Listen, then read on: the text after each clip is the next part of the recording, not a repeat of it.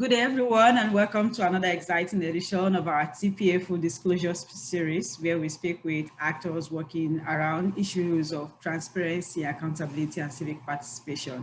Today, we have Oluseun Onigbide, the founder and director of BudgIT Nigeria. Sheil, you're welcome. Thank you so much, Bisayom. It's a pleasure being here today. Yeah. Good to have you here. So, Sheil, Yeah.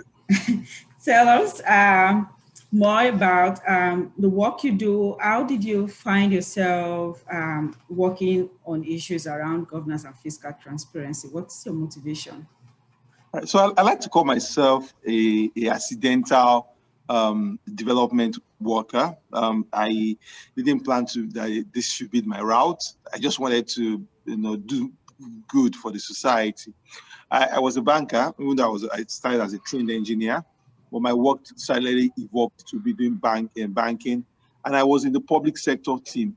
I did work around public sector finance management, budgeting, public procurement, and things like that. Those were my focus. Over time, I found out that, there's an opportunity here that the same analysis that we do for government, the same analysis that we do for the bank, within the bank, I could actually do this for the people too. I could make these budgets as complex as it is. I could make it something of common understanding. It was that period that I decided to take a leap and said, I'm with a friend, I made Co-Creation Hub. Co-Creation Hub started Nigeria's premier social innovation center, and they incubated BudgIT for a period of 2.5 years. And it was in that period that BudgIT was fully developed and fully was fleshed out, and we created an organization. And I got a bit lucky with Ashoka Fellowship early on in my project. So we helped provide some early stage support to the organization too, in terms of me having to navigate from being a banker and now moving into a development worker. So, that was the beginning of the story of BudgIT. And it came with a desire to just simplify the budget. That was going to turn to an organization with footprints in Sierra Leone, Liberia, and Ghana. I didn't plan that, but when things happen that way, yeah. Good to see it come up from being a small project into something big right now, and in different parts of the country, in different countries in Africa. So from your experience, what has been the highs and lows of using tech to promote fiscal transparency in Africa, especially in Nigeria? Yeah, the highs for me is the enthusiasm, the energy that I get from citizens when they find out that there are items, there are projects in the budget that are relative to their community. People get excited by that. And I've seen how the reception of our work, not just in Nigeria, just across even the world, when people look at the model that we've built, simplify public projects, track service delivery, engage policymakers, build co-creation mechanisms. People see all that kind of approach and say, yeah, this is something that can work not just in Africa, but across the world. So in our thinking and in our approach of doing things, I have seen that enthusiasm and that energy as very hard for me. The other thing I also see that it's been great also has been the use of social media, the rise of social media for accountability. We've been able to use our platform for fact checking, for civic engagement, for advocacy, and that looks like something that we need to just work much more on. What has not worked well, in my view, has been one, the idea that data in Nigeria is too difficult to get. And even when you get the data across Africa, it's still grossly unstructured. So you still need a whole certain level of overhead and work to be able to put it in a normal and in a proper and a standard way. That's one of the challenges we still face in Nigeria. For example, in the Nigerian project, there are over 10,000 data sets or 10,000 capital projects. And now you need to possibly move them from reams of PDF and simplify them, and gradually, before you're even certain of accuracy and things like that, no matter which technology you use. So that's one problem we have faced. Second problem we face is also funding for most of the projects that we are trying to do. We've gotten a lot of support, but not just us alone. I see a lot of organizations trying to do similar work across Africa struggle to raise funds, struggle to be able to fully reach this, to go at the scale that they want to be, and I feel that that's also very, very important. The third one I also want to see is, challenges of the closing civic space, in Africa. We might call them that pseudo democracies. People, thinking that just elections define democracy, and that constant agitation and quest for accountability are seen as an affront to political authority. I mean, that really, really worries us as BudgIT, and we have even had situations where our work is being delegitimized by government-sponsored operatives, or even you have situations where our officers were arrested by the police and have been harassed, and and they have even been. We've had a very difficult space where someone was handcuffed and bundled, and we had to wait for days before we could get the person released. So, in a way, those are the kind of challenges we face. That the work we do, we are not immune from the current context of closing civic space in Africa. Yeah. How do you work around these challenges to get the work done? One thing I learned very early is partnership. I mean, our voices, when we go together, our voices are more stronger, and we can we can de-risk the work. And so, trying as much as possible that when we eat the ball, we bring other partners to encourage us. So we have worked closely with groups like PPDC, Public Private Development Center. We work with EIE and Officer in Nigeria. We work with Connected Development. So we constantly find opportunities to build intersectionality with our work. And that's been really, really helpful. There's a group called the Open Alliance, which is a group of close to like 150 organizations, civil society organizations in Nigeria. And the work we do is all around accountability and transparency. So we use those kind of environments to build engagement effectively. The second thing is also look for a few allies in public office. I mean, I'm not going to make a case that everyone in government is bad. The people who are genuine and who are open to reform, being able to use mechanisms like the OGP and the Open Government Partnership and other frameworks that deepen co-creation to expand conversation. So, for example, the Minister of Budget and National Planning for State, Mr.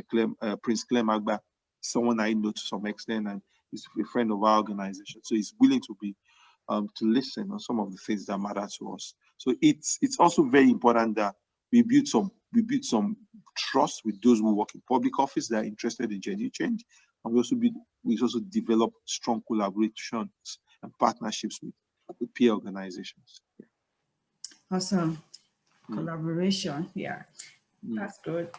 So arguably, technology, we are in the age of tech, is one of the answers to the social challenges that we have. So as a leader or creator of such innovation, what advice would you give yourself, your younger self, when you are starting out, or for anyone who is also going on this journey of using technology to promote fiscal transparency?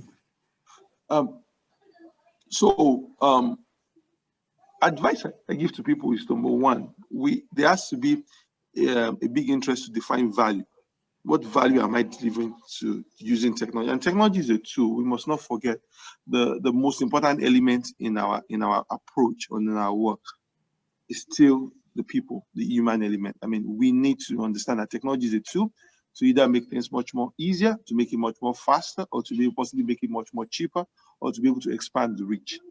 So in a way, it's very, very important that we see technology just as a tool. The second thing that I see that is also very important in terms of people that are young on tech is partnership. Don't think you can run alone. Find people who are also within the space, who are doing things, and try to be able to partner with them to be able to build some form of intersectionality with their work. A lot of times we're trying to build things in silos in civic tech, whereas the problems that we're trying to tackle are complex, and are all connected. And so in a way, we have to find a way to connect budget, procurement, service delivery, audit, and find a way to build partnerships, because that's the only way we can get accelerated results in itself. And the third thing I always say about values, I mean, we must stand for strong values as people who are building new technology products for Africa. There's always that distraction to get groomed into government and engaging them, and somehow you lose your voice or you lose yourself. But it's very important that we define the kind of values that we want to stand by as we push the work that we're trying to do. Good. So you have been a grantee, or are still a grantee, to a couple of organizations who are passionate about transparency and accountability. Yeah. So as a grantee yourself, what would be your candid response to a question that how do you want funders to make grant making more smarter, more convenient for grantees? What kind of No, partnership do you really envisage to see as a grantee? I mean, we've had great grant funders. I mean, and it's an incredible roll call. Sometimes I pinch myself too. We have fund support from Gates Foundation, Ford, MacArthur, Open Society, and the rest. And I think what I've found that is really important is um, the work looks like a long learning experiment, you know. So things change, the context change, and it's very great that funders are also flexible enough to understand that if context change, we build our systems in a way that we can be flexible with the grant approach. I'm just saying that we might write things and plan to do certain thing for 2 years in the grant document or 3 years in the grant document, but halfway line things change, and funders must be open, you know, to be able to, and that's my own understanding. That varies from a donor or a funder to another funder. But I think it should be a great culture practice, you know, that funders are open to flexibility and listening. To say, you know, we've given you these grants, you might check in once every quarter or biannually and say, how are you doing? And most importantly, also to be able to check if the context is changing or if the rules are being different, and we can make adjustment on the basis of that. And I think it's something that it's really, really important as we go along the way. So that flexibility is something that we want to be much more open to. And also, I think a bit of trust too. I see that there's a big push of people giving people unrestricted funds and things like that. It's really also very helpful for you to be able to test new ideas, because sometimes being fitted into programmatic delivery can be challenging as the context changes along the way. So I mean, for those who are still have developed policies around unrestricted funds, I think that's also a great situation for the civic environment. I really think that we could do much more just around flexibility learning and a bit of more trust between grantees and the funders. Good. So this 2020 has been a very remarkable year. Everyone will agree. What lessons are you taking from year 2020 into 2021 and beyond? I mean, so this year has been interesting because I find that I travel a lot. I mean, just hopping into one corner of the world here and there like that. But now I'm grounded. I mean, I've not been anywhere since March. I mean, one thing I'm thinking about is we could do much more. We could do a lot with the virtual connection. Maybe we can even save the planet with less travel. And even work culture is something that is now big. Something happened to our organization. I think it was in January. Someone asked to work from home and asked that he wanted a bit of flexibility around this time, and we were worried in the organization because that sounded strange. That this looked like we're going to change our culture. How are we going to fit everyone here? You know, and somehow he or she, I think he left in February. You know, then the pandemic kicked off. You know, to year in March. Then somehow everybody was forced to work from home. I just tell you that there are no rigid systems in what we call cultures. We must be, and I think we took that lesson strongly around how we must be open to flexibility around the workplace environment, especially around virtual connection. I mean, I don't even think we care if anybody comes to work at this point. Just get the work done. And I think that's shaped a lot. And I think I'm taking that into 2021 because it looks like the work environment has just changed and it's going to change, or has changed gradually, has changed significantly. And I also think paying attention more to mental health is something I'm also taking much more attention to recently. you feel like you have a deadline, you need to get it going, you need to get it out, but you also have to be able to understand that people are not robots. They have emotions, they have life issues they're dealing with, and you must be able to be much more, you have to listen and lean in, and to be much more, to understand much more about situations. So it's something that I'm taking to 2021, and rest, just take a bit of more rest, and because we need much more of it. Yeah, thank you. Yeah, I think I agree with you on the mental health, paying more attention to our mental health. And I think Yeah, 2020 sort of forced everyone to pay attention to that that's as well. And I hope other people will find something to grab from the lessons you are taking into 2021, and also yeah, perhaps adapt it into their own work culture or social yeah, life as well. yeah. Yeah, and on that note, we end this interview. Thank you so much, Shil, So, for Busayo, thank you. joining us and Thank for you. sharing your insight. Thank you so much. It's a pleasure. Thank you.